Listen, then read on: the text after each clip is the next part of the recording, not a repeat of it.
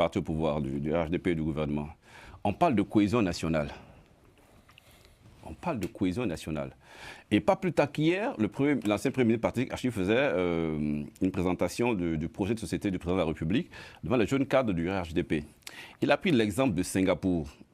Je prends cet exemple-là. Après, je vais faire un parallèle par rapport à la Côte d'Ivoire.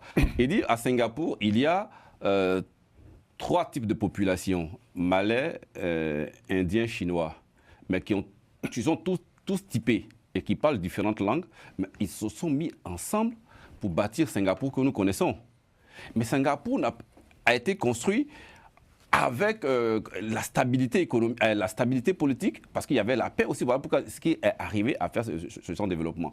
Et le plus loin, il a pris un certain nombre d'exemples, que ce soit la Chine, mais quand on prend plus loin le Royaume du Maroc actuellement, c'est pareil.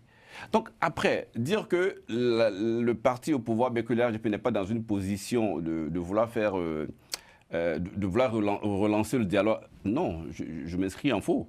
Avant les élections, le cher camarade du président Euro, Blé Goudé, avec Mme Simone, le cher camarade, ils sont partis, ils ont rencontré le RHDP.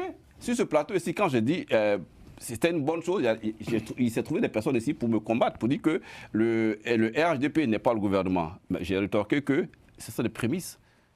Si on commence par là, on peut aboutir après une rencontre avec le président de la République. Et pas mieux, il y a quelqu'un même qui disait la fois dernière, pourquoi est-ce que, de façon individuelle, le président Laurent Gbagbo ne prenait pas son téléphone, par exemple, pour appeler le président de la République, pour solliciter une rencontre, pour qu'ils puissent se rencontrer. Mais à chaque fois, quand on invite le président Laurent Gbagbo, il trouve toujours une excuse. Il met toujours des gens en avant pour aller toujours batailler. À un moment donné, il faut arrêter de jeter la pierre au président de la République. On a envie de bâtir une Côte d'Ivoire moderne.